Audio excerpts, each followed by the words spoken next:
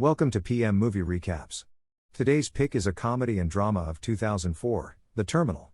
If you're ready, let's enjoy the video. The movie begins at the John Kennedy Airport. A man, Mr. Navorsky Victor, barely understands English and speaks Bulgarian. He is denied entry into the airport, and at the check-in point, he is told that he can't enter the count, and especially since he needs help with the language. He is directed to meet Frank Divkin, who should help him with his immigration issues. He meets Frank Divkin to help him with his immigration issues. Frank tells him that a war has started in his country, Krakosia, and the military has overthrown the government, so New York has reviled and suspended all traveling privileges from that country, and all these happened when he was on the air. Frank tells him that his visa can no longer be used as a military coup has occurred in his country. This coup killed almost all the presidential guards, and the country is now under military control. Despite Frank's explanation, Victor doesn't understand, so Frank explains with an Apple saying, "No more Krakosia." And all visas and passports issued by Krakosia are invalid, and now, Victor is a citizen of Nowhere. Despite all these explanations, Victor doesn't understand. However, since Victor hasn't committed any offense and can't be detained, Frank decides to allow him to live a free life within the confine of the International Transit Lounge. He goes to the lounge with a food voucher, prepaid call card, pager, just in case Frank needs to call him urgently, and ID that grants him access to the transit. He figures he is in the middle of nowhere, but he can go anywhere in the airport but can't step into New York City. While there, he sees the news about his country, and nervously, he mutes the television and starts calling for help in Bulgarian, but no one understands him, so no one answers him. Also, in the process of helping a lady close her bag, he lost his food voucher too. That night, he joins some chairs in the lounge and sleeps. However, he gets paranoid when an airplane moves and makes noises, so he wakes up. That day, Frank also gets promoted to acting field commissioner. The airport business continues, and Frank sees Victor in a bathrobe. Victor tries to make another attempt in New York. He goes to the check-in spot, but he isn't accepted again. However, Frank feels he should have attempted to escape so he could be arrested, as any other person in Victor's position would have attempted to leave. Also, Frank is concerned about Victor's presence at the airport. This is because Frank seeks Victor's presence in the lounge may affect his promotion, so he decides to show Victor the door so Victor can escape and become the property of another New York agency. So he meets Victor and tells him the door will be opened by noon for 5 minutes. Victor screams American open without knowing he is being set up. Just at noon, the door opens as Frank has promised. However, after lingering at the door and contemplating escape for some minutes, Victor decides he will instead remain there, so he continues his journey in the land of nowhere. That afternoon, he gets hungry and pushes some cart to earn money and buys a burger. He keeps doing this and also reading so he can understand English. He goes to the embassy daily and spends about 2 hours requesting a new visa. The flight attendant, Torres, asks him why he keeps coming when he knows he will be denied.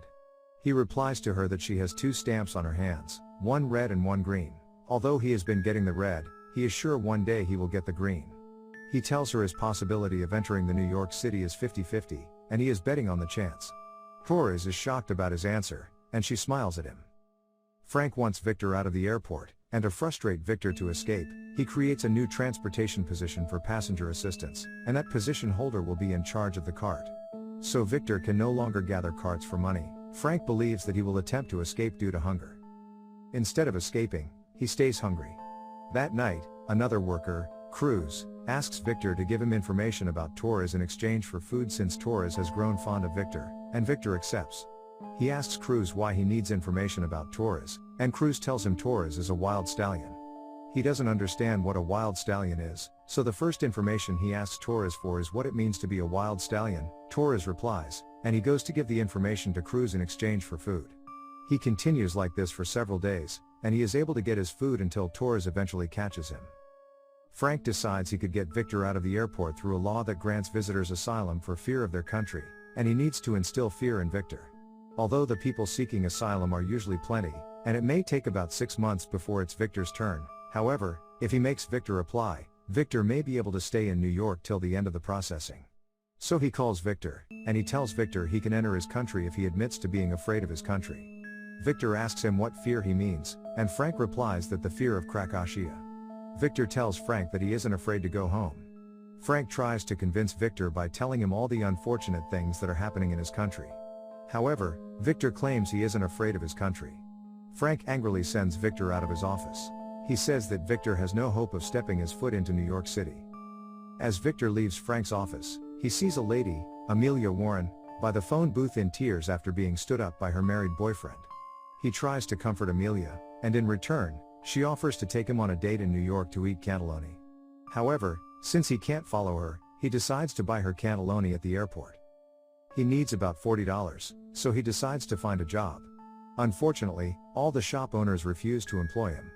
They give him several excuses, like asking him to come at a later time.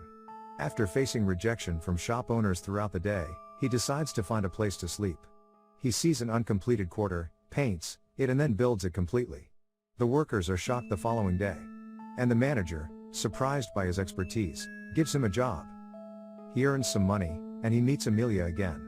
She asks him out for lunch, and he agrees, but before they leave, she gets paged. While trying to get Victor out of the airport, Frank calls the federal securities, but his plans fail again. His supervisors eventually arrive for his promotion supervision. On that day, a man who speaks Bulgarian arrives as Victor arrives at the airport nervously. They need help with interpretation, and they call Victor. Frank begs Victor to help him convince the visitor, Mila Dragovich, and in return, Frank will help him into New York. Mila Dragovich came to the airport with drugs for his sick father, and such goods can't be allowed into the country unless a license form is filled out at the local hospital. So they get seized. When Victor hears this, he feels pity for Mila Dragovich. Due to his studies at the airport, he has figured that drugs for animals are allowed into the airport, so he tells Frank the drug is for a goat, and since drugs for animals are allowed, Mila Dragovich gains entrance to the country. Frank gets angry and vows never to allow Victor into New York City. On the other hand, Victor gets a dress in preparation for his date with Amelia, and when she arrives, he takes her on the date. However, during the date, she gets paged by her married boyfriend, who she has been waiting for about 7 years. Victor tells her they will both stop waiting, and they throw their pager away with a wish to start afresh. Cruz also asks Victor to help him deliver a ring to Torres, which he accepts, and she gets married to Cruz. Amelia travels again, and when she returns, Frank stops her and explains why Victor remained at the airport. Amelia gets angry that Victor has hidden such thing from her, and when she gets to him, she flares up and walks out. Victor tells her he has built a surprise for her.